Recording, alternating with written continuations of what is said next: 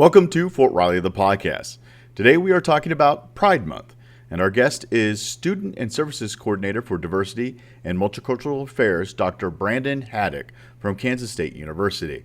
They are keen to make sure that while we observe Pride Month, it's important to remember the history of the struggle to gain recognition and agency to ensure the future is a better place for LGBTQ+ members of our community.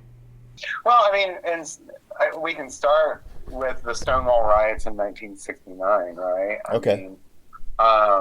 So in 69, police raided the Stonewall Inn in New York, and down on Christopher Street, and they decided to fight back. I mean, there were a lot of laws against people being able to dress how they wanted to dress or being able to congregate how they wanted to congregate. Dr. Haddock says one of the rules that he believes was challenging for service members was the don't ask, don't tell policy that has since been abolished. I think that we can look at the overturn of don't ask, don't tell as a significant moment in queer history.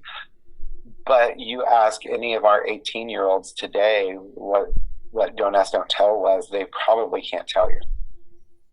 They sure can't tell you the date that it was overturned. I think of Dan Choi and, folks that who were active duty, who were actively getting arrested as well to protest the Don't Ask, Don't Tell. And so it's I think that by celebrating Pride, we should also be celebrating the history. Dr. Haddock also said that the local community has a history that he wants people to know as well. Over the years, we saw smaller communities. It hasn't been until actually very recently that we had small communities having Pride events. Before there was Little Apple Pride, there was Flint Hills Pride, and Flint Hills Pride was organized by a group of individuals from Manhattan and Junction City who they got together out at the lake, at Milford Lake, and it was a weekend of just, of building community. And so that was, really, I think that people lose recognition that Little Apple Pride was not the first. It was Flint Hills Pride, really, that was the first in this region. Fort Riley was often seen, and I've heard this many, many times.